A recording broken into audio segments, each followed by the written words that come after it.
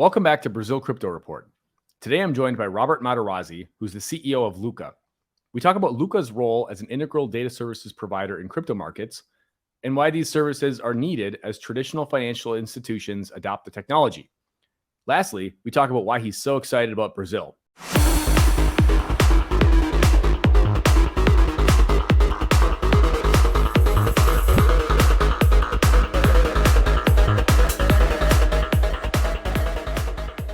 Great. So we're here today with Robert, who's the CEO of Lukka. We're coming to you in São Paulo, Brazil. Robert, great to have you here. Thanks for having me. Amazing. So why don't you just kind of get started? Why don't you tell us a bit about yourself and Lukka? So I joined Lukka in 2018 I was at PwC and in the military before that, working in banking capital markets, a lot of technology programs, and had built an expertise in operational risk management and all the technology risk management, which has become very, very important to the crypto ecosystem since it's all built on top of technology. And Lukka was at an earlier stage then, had a software product. They were building the first enterprise software to do portfolio management and general financial reporting for any businesses that had crypto on balance sheet or in their portfolios. And this was forming really after the ICO boom in 2016, 2017, when all these crypto funds emerged. This was following all the demand from fund administrators and auditors. And we did it with institutional controls, which was really the first of its kind. And we got a lot of risk frameworks that help our customers trust us. And so that was the beginning of Lukka, which obviously we've come a long way since then. Yeah, amazing. Yeah, it's a funny story. I remember back to the early days of Lukka. I knew like the founders, Jake Benson and Jeremy, kind of going back, probably back to like 2016, 2017, just having interviewed them when I was at CoinDesk and whatnot. I think I actually sat next to Jake Benson at the Coin Center dinner in, I think it was 2019, and he was telling me that they were changing the name of the company from Libra, and he was saying that some like whale buyer came and offered them just like $1 gazillion for the domain name of Libra, and then we later found out that it was actually Facebook. So, it was confidential. So that might have been the best ever domain name squat of all time, I suppose. For whoever owned that was probably, which was not by design. It was just a coincidence. Yeah. So anyway, very, very, I've been kind of following you guys for over the years and just seeing how the evolution. So it's been kind of cool to see how it's. I think it originally started as just. I think Jake was just, he had made a bunch of money in crypto, needed to pay money and pay his taxes. There's no easy solution for how to do it, so he just started building a solution for. It was a retail tax calculator, but it was the first one that was cross-asset. So that was the differentiator around it, because Ripple Labs was some of their first seed money. Oh, really? Maybe not as many people know that. I did not realize that. And and they said, hey, it's not only about Bitcoin, right? It's going to be a multi-asset ecosystem. And so that was one of the original, way before we were even an institutional company. So that's way back in 2014, 2015. Yeah, it's almost 10 years now, yeah. So that's interesting how it's kind of evolved from just more of like almost like a Turbotax for crypto type of product into a much broader. We're not that today. Yeah, definitely not that today. Right. So, maybe just talk a bit about, thinking through like what are the product suites? What's the product suite that you offer? What are you guys offering? How do you guys think about customer segmentation? So what do you offer and who's using this? So we're a data company first, whether it's a customer of our software, which is really just doing data management. So it's not tax, but tax is one of the outputs. But it's also accounting, books and records. It could be any stakeholder reporting. Really any type of financial reporting holistically. And we had built a lot of proprietary data products to make our software work back before we were selling the data itself. And it started with a reference data product, which is fixing all the ticker symbols and standardizing all of the very decentralized data that exists in the crypto ecosystem that existed without any standard setters for the first decade or so. And so that was something that we did that was very unique, and it was the precursor to us actually launching data products. And so really what we did is we listened to our customers who were telling us about a bunch of problems that they had, and it started with holding crypto data, which our software helps to manage because you need proper decimal place precision and things like that. And then it led to standardization problems, which led to our reference data product. And then our Lukka Prime product which is now a flagship one, used by S&P, Dow Jones indices, and a number of other, several hundred crypto funds around the world use it in various ways for post-reporting purposes. And really the problem that we had is that a lot of companies were using some form of an average or an index or a VWAP for post-trade operations, which contradicts accounting guidelines, and you need to use an executed price. And so Lukka Prime, in a very intelligent way, solves that problem using a unique methodology, and that really helped us launch our data business. And that product's used by a lot of the big crypto exchanges today, and a lot of big traditional financial institutions as well. State Street, which is publicly known, and a lot of their peers. And so from there, we built a ton of derived data products off of those two that are foundational for us. And so we have a full quantitative research team. We do implied interest rates, volatility surfaces. Greeks will do risk models. We're now a calculation agent. We're evaluation agents. And so it's really everything, though, centered around mature data to support all trade operations. No, it's super interesting, and I think it's something that maybe the industry took for granted the first sort of 10 years of its existence, is that traditional finance, you've had this infrastructure of these robust data products and services and APIs, integrations, and the ability to create derivative, kind of derive other products off of these data sets and this availability. And it's something people just kind of take for granted that it just sort of works, right? But like you have to build this stuff from scratch, right? Like somebody has to build this thing. If you're talking about a whole new asset class that lives on blockchain rails, and we'd love to kind of talk through, you guys have some interesting partners that you work with, both in terms of clients. I mean, S&P, Dow Jones. I mean, you have some interesting investors in your cap table as well. A lot of these names are not people that you'd normally associate with being, crypto friendly or crypto companies or even involved in crypto in any way. And I think you guys started rolling out some of these names back in 2-3 years ago. And we'd just be interested to get kind of your vantage point on, how are these folks approaching the industry, and what does it mean that there is this, you guys are kind of sitting at the center of the, the Venn diagram of kind of the TradFi and the crypto universe, and maybe talk a bit about what's like living at the center of that. Sure. Yeah, I mean, we're very thankful to all of our shareholders, and like you mentioned, we've got some very well-established traditional names. I mean, State Street, S&P, Marshall Wace, and tons of others. CPA.com, which is a subsidiary of the AICPA, and we try to partner with all of them. I'd say the common theme is they're all focused on mature technology solutions for the future of this very disruptive technology that we all believe is going to change the world. And that's a very long process. Like you mentioned, back in 2018, we received an AICPA SOC 1 Type 2 attestation from a top 10 auditor. And we were the first in the industry to do it. No one really knew what it was back then, honestly, in the crypto industry. And we were a bit early, honestly. I'd say less companies cared about it, but some of the very big ones did. So we kind of started with very big companies first, like Circle, as customers. And now today, though, that's really benefited us because it's what our customers know us. It's associated with our brands. Yeah. We've expanded that. Now we've got ISO certifications. We've got our Lukka Prime product is certified under IOSCO principles for financial benchmarks, and we're continuing to try to add more ways to help customers trust us. And it streamlines things like the sales process as well, because if you're doing a very clunky risk assessment, it can take a long time, where instead if you hand them a nice clean report that an auditor made for you, it saves the time, but it gives them the same confidence that the products are going to do what they should do. Right. So having that sort of uniform standardization of that you would expect in a more traditional asset class or more traditional market setting, basically applying that into this new kind of wild west of crypto has done quite a bit to induce some of these larger players to start getting involved in some capacity. Just kind of curious as to just focusing on your U.S. business for a moment here, but we've had a lot of talk about ETFs. This summer, there's been a lot of kind of drama around this. I'm just wondering, tell us a bit about how does this stand to impact your business? Like, should we ultimately get an ETF, a spot Bitcoin ETF approved, or maybe you're already involved in some of the, the futures ETFs that are already in existence. But how are you guys involved in this capacity?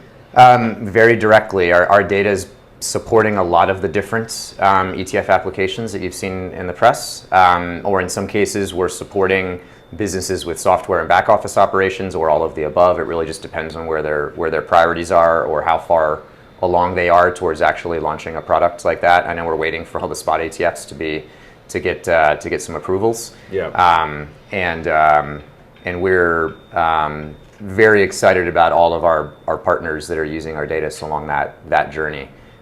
There's about 1,000 crypto funds around the world that already use Lukka's products, and so, but not that have gained approvals in the United States, or some of the ones that everybody's very anxious to see, or from some of the more traditional names that have filed ETF applications lately. So we're kind of waiting for that next phase of all of this, which hopefully will benefit everybody, market conditions, and so on. So we're seeing a lot of momentum right now, though. Interesting. Yeah, so everyone's kind of still at the starting line, essentially, kind of getting all their ducks in a row, so to speak, and then once these... I kind of feel like more it's almost on the finish line in a way. Yeah, so yeah. I think it's been a long journey up to now. Yeah, and I know once they get started, I mean, that might feel like the starting line again, but maybe it's a new one. Maybe, I guess it's the finish line for everybody who's intimately involved. It's relative. Starting line for kind of the, everybody else in the market who's just sort of observing this and like wondering when is this going to finally happen. But it's many years in the works to get all of these companies to where they are. Yeah, absolutely. And I think even just the, I remember one of the first articles I ever wrote in crypto was about I think it was like March 2017, about the Winklevoss twins, ETF getting rejected.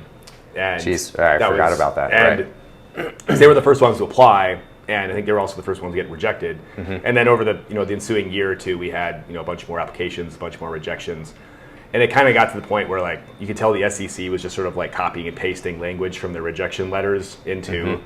And then I was trying to do some more reporting on it, and all my sources would just say, I was like, hey, can I get some reaction to this, this ETF rejection? And they're like, same thing I sent you like a year ago still applies today. So like there's nothing new to add. It's tricky. It's a lot of education, I think, that had to take place. I mean, trying to manage risk when it comes to all these, when there's so many intricacies along the way to figure that out. Yeah. So, I think it feels to me like the evolution of the actors that you're seeing getting involved in this process is really you're going from the Winklevoss twins, who are these kind of Wild West internet entrepreneurs, to all of a sudden you have BlackRock and Fidelity and all these guys, and just even if we haven't seen one that's approved yet, we still have just the names that are getting involved and showing interest is like pretty significant itself. And we have 5 of the top 10 largest asset managers in the world that are have announced plans. They're doing something in crypto, and all of them are using Lukka products in some way. Wow, which is exciting. Yeah, very exciting. Well, congratulations on that. That's pretty cool.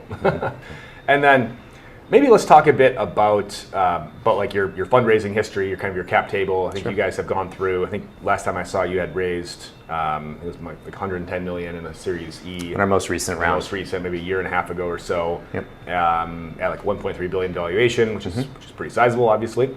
But would love to just kind of talk through. Who are the investors? Who are the folks that have been supporting you guys? And obviously there's a lot of. It's not just like kind of VC bro crypto fund type people. These are a bunch more kind of Wall Street type entities. Maybe just talk a bit about like who's backing you at this point. Sure. Yeah, we did really in about an 18-month period for fundraises, and this was during the 2021 momentum, where I think a lot of companies had similar momentum. So we were very thankful to take advantage of market conditions. I mean, really all the customers that we got. 2021 was a very good year for us. We had spent a lot of 2020 rebuilding our products and launching our first data products, and so that was a very hard at work but internally year for us. And we closed that year out with State Street leading our Series C round, and S&P joining our cap table at that time as well, which was all announced publicly, and along with CPA.com, which was another big partner of ours. And then we closed another couple rounds after that. Some of I'd say the more publicly known names that we have, Marshall Wace, Miami International Holdings, and that helped us really scale our company with pretty simple objectives. It was future-proofing our products, so it was actually a lot of more internal work to build more resiliency. So data quality, is a big piece of that. And improving more attestations and everything, like I mentioned earlier. And then going global and truly creating a global footprint, because this ecosystem, it's global. It's not going to operate in a silo in any one region, right? It's truly global inherently. Yeah. And so we recognize if we're really going to be impactful in the ecosystem, you have to be a global company. Yeah. And so we've opened up offices in Switzerland, Singapore. We have people in London, Poland, Hong Kong, Dubai. And continuing to do that over the next couple of years. Great. And then, I guess one final question just about Lukka specifically, but I'm just really kind of curious as to, like, what do you guys see as like your secret sauce here? Where there's been a lot of these, not sound like condescending here, but there's been a lot of these kind of like crypto tax companies that have popped up over the years. Sure. And I've lost track of how many. Yeah. And you've probably acquired some of them, I assume. But like, there's a lot of these guys that popped up over the years, and you guys started doing this in your origin, but you've really evolved the business into something that's just much grander, and I think just the folks that you have on your cap table and your fundraising history really kind of backs some of that up, and the clients that you have in your Rolodex at this point. And I mean, what is it that really has like separated you guys from the other folks that are in this area? Pretty simple answer, and I mean, there's a lot of great companies out there, so this isn't knocking any of the other ones. I think we just compete in a different arena than most of them, and it's simply the institutional standards that we do, and that's not just one framework that does that, right? It's more the cultural values that we've established, the team that we've hired. We're trying to do things the right way. We're not looking for a quick exit. We're not looking for a quick payday. We're trying to build a very long-term mature data business. And so I'd say that along with an appreciation for true risk management is built into our cultural values. And then that ripples into a lot of our different activities when it comes to product development, when it comes to interacting with customers. When we fumble and we maybe mess something up and there's a bug in our product, right? All technology has problems, but how you address those problems and how you cater to the customers and respond to it is usually what makes the difference. So we spent a lot of time in our customer support processes, making sure that we're partners to our customers and not just a vendor. And so I think it's all those things that really helps our customers trust us more and more, particularly the institutional ones. We're a B2B company. We're not focused on retail markets. But all of our customers are focused on retail markets, so it's a lot of helping them service their customers. Got it. So let's pivot the discussion here to Brazil and Latin America specifically. We're obviously in São Paulo right now. You're here with your team, having some meetings this week. Just tell us a bit, like, why are you interested in Brazil? Like, what are you doing here? Who have you been talking to? So we're very, very excited about Brazil and the market here. We spent last couple days in Brasilia. We did meet with the central banking regulator, had some great, very initial conversations with them. It's very exciting seeing their support for the general adoption of digital assets and all of the businesses and mature businesses that are out here. And so the market speaks for itself down here. And we honestly, I've been doing a lot of traveling to a lot of our different customer locations around the world over the last 3 months or so, all the way out to Hong Kong and Singapore and a lot of time in Europe as well. And the momentum that we're seeing in Brazil, I mean, I put it in the top 3 probably that I've seen.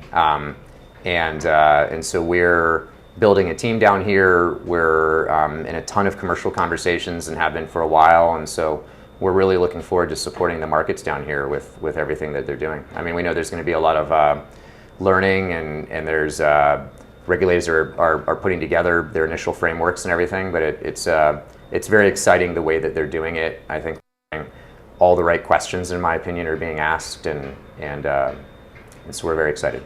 Yeah, and we'd love maybe a bit more color to the extent you can talk about it, just on some of those conversations you've had with, particularly the central bank folks. I mean, I think they've got a pretty good reputation as being, they've really done their homework on a lot of these issues, and they're both technically savvy as well as just savvy about just this particular market and asset class. We just love a bit more kind of color on those conversations to the extent you can talk about it. Yeah, and of course I want to respect and not speaking for them or anything, but I'd say generally all the conversations were very thoughtful, very positive. very inquisitive, very good questions. It's not, I wouldn't say they were not basic questions. They're much farther down their journey and definitely asking some of the more intricate ones that are going to be important when putting together any regulatory frameworks. So I'd say we've had all great interactions, and with a lot of the other companies outside the regulators and the many law firms and that we've been interacting with out here. I mean, there's a ton of great firms and businesses that are supporting all of that along the way. So we're seeing it, outside of the regulators specifically as well. Sure. And where do you see, just in terms of kind of maybe immediate term to medium term product market fit for what you guys have to offer in your product suite in the market here? Like, what do you see as what's the Sure. what kind of fits like a glove? It really depends on the type of business. So our products service a lot of different pieces of the puzzles depending on what we're doing. If there's a company that has crypto on balance sheet or in their portfolio, there's usually a way that we can support them with our software. Maybe even with some of the data products too, depending on what the nature of their business is. If it's a TradeFi type of business or a prop desk or any of the companies that are in that category, we're usually having conversations about our various data products. And that varies also depending if they're trading derivatives or spot markets, or if they're servicing wealth management customers, or they're building an internal fund. It all varies a little bit, but it's all centered around data that they can trust. Or if we're managing their data for them, they're relying on us to make sure that it's clean and as accurate as it can be, so that they can rely on the outputs in the form of all the financial reports. And so it's really the same thing we're servicing the rest of the world with. And not very different. It just, but it does depend. We service a very broad set of customer segments. Sure. But I don't think that's really a Lukka intricacy. It's more of an intricacy of crypto or digital assets. I mean, it doesn't touch one industry. It literally touches all businesses potentially long term.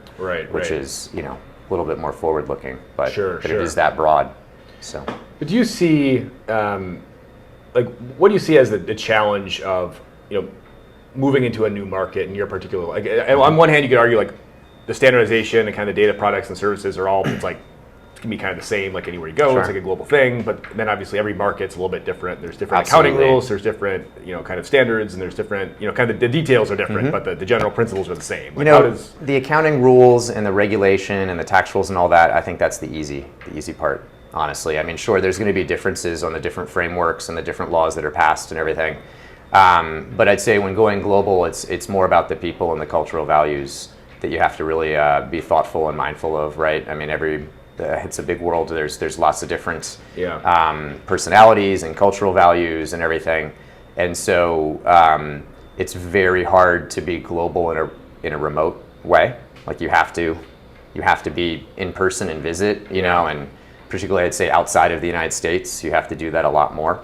A lot more about relationship building and those types of things. And so we're trying to be very thoughtful about that and building teams that can help our partners in their local markets, and they're not just talking to us across time zones and things like that. Right. So I'd say that's more of the focus, honestly, when it comes to supporting in a local currency, that's easy. Our product it's been built to be global from its foundation. So it's much more about the people, I'd say, and the cultural values. Got it. So having just decreased reliance on Zoom calls, more just kind of personal interactions, and just making sure the customer is they're getting the maximum value out of the product, and that obviously how that looks is going to differ across cultures essentially. Absolutely. So, and then maybe over the next kind of 6-12 months as you guys are expanding your presence here, maybe just talk a bit about who are the folks you're looking to talk to, who are the folks you're looking to get in touch with, or you're looking to get in touch with you. What's kind of your target customer segment here? Yeah, anybody that's driving revenue around digital assets very generically. So that could be an investment vehicle like a fund. That's a huge segment of ours. We're very comfortable having those conversations, and we can usually offer some just informal pointers and feedback with any of those types of partners. Exchanges, I know there's a lot of the traditional banks, and there's also a lot of more crypto native startups, and we're in a lot of great conversations with all of them. And so we we welcome those from any that we aren't talking to, of course, already. Usually I'd say when we end up closing a deal and actually supporting someone, it's once they've launched a business, maybe a little bit before, if they're thinking a bit ahead. But usually once they're building revenue and or gaining revenue and have actually launched whatever product that they're building, whether it's an exchange or a fund or maybe a payment business, but there's applications in a way that we can support really all those different use cases. Got it. And then maybe to conclude here, we'd just love kind of your big picture take on maybe just kind of the state of the market right now. And you said a pretty interesting place. Like you kind of one foot in crypto land, one in TradFi land, and you kind of sit at this kind of unique spot in the Venn diagram, so to speak. And I mean, we're at kind of a tough point in the market right now. Things, there's some reasons for optimism. There's some reasons for pessimism, I guess. But what are you most optimistic about right now? Where are you seeing maybe light at the end of the tunnel, so to speak? Or what are you optimistic about that maybe other people are kind of doom and gloomy about? Yeah, I mean, 2022 is a tough year for the whole industry or the ecosystem. And I think a lot of companies have finally reset and have recovered from that. I mean, we know we saw a lot of companies, unfortunately, that weren't able to recover and that were affected, by a number of these different failures last year. But now we're seeing a lot of them finally come back. Maybe they're coming back in a smaller footprint, but it seems like they're starting to run again. Yeah. We're starting to see a couple hints of more fundraises and some capital. I think that capital is very, very hard to get right now for sure. But we're seeing more volatility in the market. It's usually good for some of the businesses out there. And I'm hoping that we're getting to the tail end of any of the insolvent companies and bankruptcies that stemmed from the 2022 failures. And I'm very much looking forward. I think we saw a lot of momentum starting at the beginning of Q3 generally, and even just an uptick in our customer demand, right? We've been closing more deals, which is a good indication. So just in the last month or so essentially? Yeah, I'd say even starting as soon as end of June, beginning of July. And they're smaller deal sizes than usual, but that makes sense in the current economic conditions. But there's a ton of momentum going on. I mean, in Hong Kong, ton of momentum. In Singapore, there's a lot. In Europe, we're seeing a lot of different regions starting to move. I think I'll be more content when we see that last a little bit longer, right? Yeah. It hasn't been quite long enough to be fully confident, but it definitely seems like it's moving in the right direction. So I'm hoping optimistically that persists and that we kind of exit 2023 with a lot of positive news. And then maybe just one final question here, but how do you guys see, if you're looking at kind of the map of countries around the world that are, kind of friendly to crypto or moving in the right direction? I mean, even Coinbase had this blog post out last week where they're kind of like, we're interested in every country except the U.S. It's like that, which is, I guess, not unexpected for Coinbase to come out with a shot like that at this stage in the game. But just kind of interested in hearing how you see just Brazil on the map in relation to the map of other countries that are kind of moving in the right direction. Yeah, I mean, in the U.S., there's a ton of businesses that stemmed from crypto, right? And there still are a ton, and a lot of them are supporting markets outside of the U.S. I think when I come down to Brazil, it's amazing. I almost feel like I'm in a different state because it's all positive conversations. I mean, it's not some of the a lot of the skepticism that you have still in the United States. You don't really feel down here. I'd say the same thing in a different way with some of the other markets around the world, but I wouldn't say all the businesses that we interact in with the U.S. I mean, they're still doing crypto. They're still servicing customers despite the optics there. Right. And I think it's a big part of the global economy. There's a lot of really interesting things going on with interest rates and traditional markets right now. I'll be curious to see how that impacts crypto markets, but it's doing some things in the world that we've never seen before. So whenever we've seen that historically, there's tend to have been some opportunities for the crypto ecosystem to break out. There's a ton of conversations going on around tokenizing traditional assets. That's almost every company or regulator that I speak to, that's on their agenda. I mean, that's a long journey to figure out. but the amount of companies that are working on it, I think it's safe to say that it's coming. Yeah. Right. I'm sure there's going to be a bunch of projects that don't make it and don't get it right, but that happens whenever there's something that innovative that hits the world. So. Yeah.